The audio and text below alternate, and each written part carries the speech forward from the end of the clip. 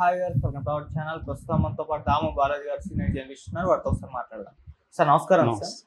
Sir Jammu కాశ్మీర్లో ఉగ్రదాడి తర్వాత భారతదేశంలో ఉన్న ముస్లింలందరినీ కూడా అంటే పాకిస్తాన్ వాళ్ళందరినీ కూడా పంపించేస్తున్నారు కదా. ఈ నేపథ్యంలో ఒక న్యూస్ వైరల్ అవుతుంది. ఆంధ్రప్రదేశ్లో కూడా పాకిస్తాన్కి చెందిన టెర్రరిస్టులు ఉన్నారని చెప్పేసి కూడా అంటున్నారు. నంద్యాలలో పాకిస్తాన్ జెండాలు కనిపించాయని కూడా అంటున్నారు. దీని పట్ల హిందూ సంఘాలు అందరూ కూడా ఆందోళన వ్యక్తం చేస్తున్నారు. మరి నిజంగా భారతదేశంలో పాకిస్తాన్ టెర్రరిస్టులు ఇంకా ఉన్నారా, పాకిస్తాన్ మద్దతు తెలిపే వాళ్ళు కూడా ఉన్నారని చెప్తున్నారు. వాళ్ళు ఎవరెవరు ఉన్నారు సార్? ఇప్పుడు ఒక మార్నింగ్ నుంచి ఒక వార్త వైరల్ అవుతుంది. అదేంటంటే ఆంధ్రప్రదేశ్లో పాకిస్తాన్ టెర్రరిస్టులు ఉన్నారని, ముఖ్యంగా నంద్యాలలో ఒక సంఘటన జరిగింది. ఆ సంఘటనని బేస్ చేసుకొని ఆంధ్రప్రదేశ్లో పాకిస్తాన్ వాళ్ళు ఉన్నారు, వాళ్ళని పంపించేయాలి అనేది ఒక డిమాండ్ జరుగుతుంది. ముందుగా నంద్యాలలో ఏం జరిగింది చూసి తర్వాత దేశవ్యాప్తంగా పాకిస్తానీ సపోర్టర్స్ ఎవరెవరు ఉన్నారనేది మనం చెప్పుకుందాం. సో నంద్యాలలో ఏం జరిగిందంటే, నిన్న ధర్మరక్షా దళ్ అనే ఒక హిందూ సంస్థ పాకిస్తాన్కి వ్యతిరేకంగా ఒక ఊరేగింపు లాంటిది చేసింది. దాంట్లో పాకిస్తానీ జెండాల్ని వాళ్ళు పెట్టుకొని వాటిని కింద పడేసి కాళ్ళతో తొక్కడం అట్లాంటివి చేశారు. చేసిన తర్వాత వాళ్ళు రోడ్డు మీదే ఆ జెండాల్ని వదిలేసి వెళ్ళిపోయారు. వెళ్ళిపోయిన తర్వాత కొంతమంది యువకులు వచ్చి ఆ జెండాల్ని అతి జాగ్రత్తగా తీసి బయట పక్కన పెట్టారు. సో ఈ వీడియో ఇప్పుడు వైరల్ అవుతుంది. అంటే పాకిస్తాన్ జెండాల్ని అట్లా రోడ్డు మీద వదిలేయడం, తొక్కి చేయడం వాళ్ళకి నచ్చక వాటిని జాగ్రత్తగా తీసి పెట్టారంటే వాళ్ళు ఖచ్చితంగా ముస్లింలు అయింటారు, వాళ్ళు పాకిస్తానీ సపోర్టర్లు అయింటారు, వాళ్ళని పట్టుకోవాలి అని ఇప్పుడు ధర్మరక్షా దళ్ కానీ మిగతా వాళ్ళు కానీ డిమాండ్ చేస్తున్నారు. నేను ఆ వీడియో చూశాను. ఆ వీడియోలో ఏముందంటే ఎవరో వచ్చారు, బైకుల మీద ఆగారు, అక్కడ ఉన్న రోడ్డు మీద ఉన్న వాటిని తీసి పక్కన పడేసి వెళ్ళిపోయారు. వాళ్ళేమి దాన్ని తీసుకొని వెళ్ళలేదు, దాన్ని ఏమి ప్యాక్ చేయడమో లేకపోతే ఇంకోటి చేయడమో లేదు, పక్కన అక్కడ చెత్తలో పడేసి వెళ్ళిపోయారు. సో మామూలుగా మనకేమనిపిస్తుంది, ఈ ఇంటర్ప్రిటేషన్ లేకపోతే రోడ్డు మీద ఇవి ఉండడం బాగలేదని వాళ్ళు పక్కన తీసి పెట్టారని అనుకోవచ్చు. కానీ దీని ఇంటర్ప్రిటేషన్ వీళ్ళు ఎలా చేస్తున్నారు, వీళ్ళు ముస్లింలని ఈ జెండాలు భద్రంగా దాచిపెట్టారని ఇట్లాంటి ఒక ఇంటర్ప్రిటేషన్ వస్తుంది. ఇది నిజం కావచ్చు, అబద్ధం కావచ్చు. నేను అనుకున్నది అబద్ధం కావచ్చు, లేదా వాళ్ళు అనుకున్నది అబద్ధం కావచ్చు. దీని మీద ఎంక్వైరీ చేస్తే తెలిసిపోతుంది. అంటే మామూలు కామన్ సెన్స్ ఆలోచిస్తే వాళ్ళు నిజంగా ఆ జెండాలని ప్రేమించి పాకిస్తానీ ఇదైతే వాళ్ళు అక్కడ ఏమన్నా స్లోగన్స్ ఇవ్వడమో ఏదో ఒకటి చేయాలి, లేదు వాటిని తీసుకువెళ్ళాలి తమతో పాటు, అవేమీ లేదు, పక్కన పడేశారు. సో అది మామూలుగా రోడ్డు మీద ఉన్న వాళ్ళని దీన్ని పక్కన పడేసి ఉండొచ్చు కదా అనేది కూడా అనిపిస్తుంది. కానీ ఆ వీడియో షూట్ చేసిన వాళ్ళ వాయిస్ వినిపిస్తుంది, వాళ్ళు ముస్లింలు ఖచ్చితంగా అని మాట్లాడుతున్న వాయిస్ అయితే వినిపిస్తుంది. సో దీన్ని బట్టి ఇప్పుడు ఈ ధర్మరక్షా దళ్ వాళ్ళు ఆందోళన చేస్తున్నారు. అంటే ఆంధ్రప్రదేశ్లో కూడా పాకిస్తాన్ సపోర్టర్స్ ఉన్నారని, ఈ సంఘటన బేస్ చేసుకొని ఇప్పుడు నంద్యాల పోలీసులు దీని మీద ఎంక్వైరీ చేసి ఆ వీడియో ఉంది కాబట్టి ఆ వీడియోలో ఉన్న కుర్రవాళ్ళని విచారిస్తే తెలిసిపోతుంది. అంటే వాళ్ళు ఏ ఉద్దేశంతో చేశారు అనేది తెలిసిపోతుంది. అందుకంటే ఇక్కడైతే ఎక్కువ నాకేం కనిపించలేదు. కానీ దేశవ్యాప్తంగా దాదాపు ఇప్పటి వరకు ఒక 40 మందికి పైన పాకిస్తానీ సపోర్టర్స్ని అయితే ఇండియన్ గవర్నమెంట్ అరెస్టులు చేసినట్టుగా తెలుస్తుంది. చాలామంది మీద కేసులు అయితే నమోదు చేస్తుంది. ముఖ్యంగా ఒక అస్సాంలోనే 36 మందిని అరెస్ట్ చేసినట్టు హిమంత బిస్వా శర్మ అస్సాం ముఖ్యమంత్రి ప్రకటించాడు. అందులో ప్రధానంగా అమీనల్ ఇస్లాం అని ఒక ఎమ్మెల్యే, ఆయన ఏఐయుడిఎఫ్ అంటే all India United democratic front, దాని పార్టీకి సంబంధించిన ఎమ్మెల్యేని అరెస్ట్ చేశారు.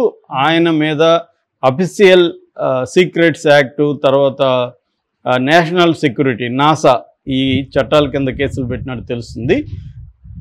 సో అతను కాకుండా ఇంకొక 35 మందిని అస్సాంలో అరెస్ట్ చేశారు. అంటే అస్సాంలో ఎక్కువగా పాకిస్తాన్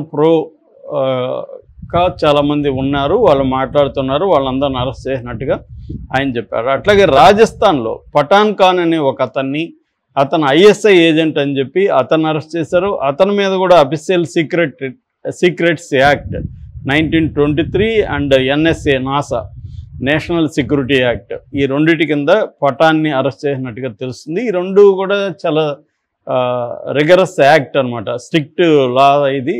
దీని ముఖ్యంగా నాసాని బ్లాక్ లా అని కూడా పిలుస్తారు. సో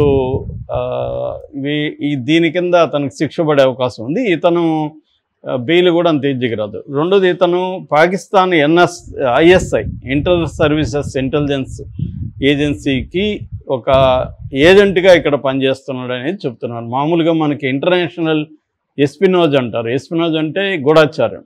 ఇంటర్నేషనల్గా జరిగేటప్పుడు ప్రతి దేశంలో కూడా వేరే దేశాల గూఢచారులు ఉండడం, అసెట్స్ అంటారు, కొంతమంది అసెట్స్ ఉండడం, ఇవి జరుగుతాయి అన్నమాట. సో అలాగా మన దేశంలో కూడా రా మీద కూడా ఎలాంటి ఆరోపణలు కెనడా చేసింది. ఫర్ ఎగ్జాంపుల్, కెనడాలో ఉన్న ఖలిస్తానీ తీవ్రవాదుల్ని మన రా ఏజెంట్లు, రా అంటే రీసెర్చ్ అండ్ అనాలిసిస్ వింగ్, మన ఫారిన్ కంట్రీస్లో స్పైయింగ్ చేయడానికి ఈ సంస్థ ప్రధానంగా పనిచేస్తుంది. సో ఈ సంస్థ అక్కడున్న ఖలిస్తానీ వాళ్ళని చంపిందనేది అప్పుడు మనకి ఆ దేశానికి మధ్య కొన్ని రోజులు దౌత్య సంబంధాలు కూడా క్యాన్సిల్ అని అక్కడ కెనడా ప్రధానమంత్రి ట్రూడో దీని మీద చాలా తీవ్ర ఆగ్రహం ఎక్స్ప్రెస్ చేశాడు. సో మన దేశంలో ఉండే రా మీద కూడా అనేక దేశాల్లో ఇదే ఆరోపణలు ఉన్నాయి. అట్లాగే ISI కూడా మన దేశంలో ఈ కార్యక్రమాలు చేస్తున్నట్టుగా ఇప్పటి నుంచి తెలుసు. అయితే ఇది కాకుండా వీళ్ళు కాకుండా కాంగ్రెస్లో కొంతమంది ప్రో పాకిస్తాన్ అంటే పాకిస్తాన్ గొప్ప, ఇండియా తప్పని కాదు. ఈ ఇష్యూలో ఏంటంటే పాకిస్తాన్ తీవ్రవాదులు అనడానికి మీ దగ్గర ఆధారాలు ఏమున్నాయనేది ఒకటి ప్రశ్నించారు.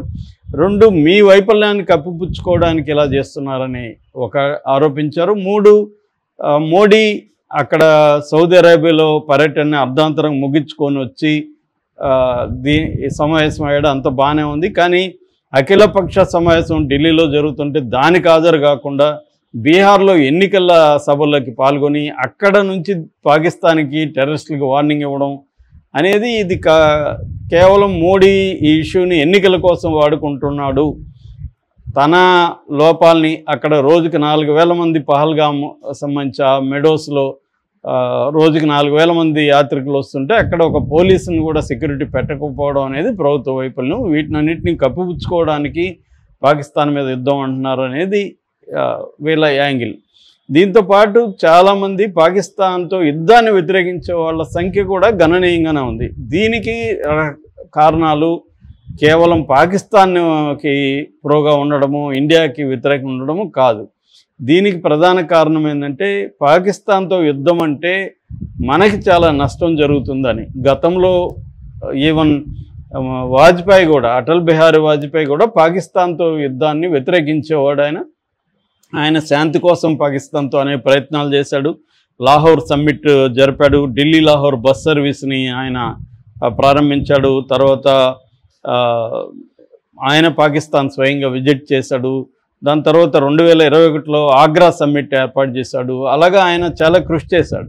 అయినప్పటికీ ఆయన పీరియడ్లో 1999లో కార్గిల్ వార్ అనేది తప్పని పరిస్థితుల్లో కార్గిల్ వార్కి కూడా ఆయన వెళ్ళాడు. కానీ ఆయన ముందు నుంచి కూడా పాకిస్తాన్తో స్నేహ సంబంధాలు ఉండాలని వాజ్పేయి ట్రై చేశాడు. దానికి ప్రధాన కారణం ఆయన చెప్పింది ఏంటంటే, మనం ఒక గ్లోబల్ పవర్గా ఎదగాలంటే మనకి ఇటువంటి యుద్ధాలు, గొడవలు పక్క దేశాలతో ఉండకూడదు. మనం శాంతి సంబంధాలను కలిగి ఉంటే మనం గ్లోబల్ పవర్గా ఎదగడానికి ఈజీ అవుతుంది అనేది ఆయన నమ్మిన థియరీ.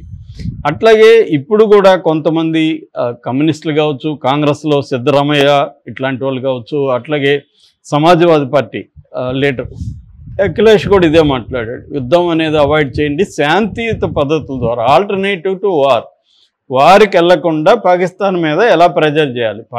పహల్గామ్ అటాక్స్ని వీళ్ళందరూ ఖండించారు, ఎవరు సపోర్ట్ చేయలేదు. పహల్గామ్ అటాక్స్ ఖచ్చితంగా పాక్ ప్రేరేపిత టెర్రరిస్టులు చేసింది అనేది కూడా వీళ్ళు చెప్పారు. అయితే అట్ ద సేమ్ టైం పాకిస్తాన్తో యుద్ధానికి పోవడం అనేది కరెక్ట్ కాదు.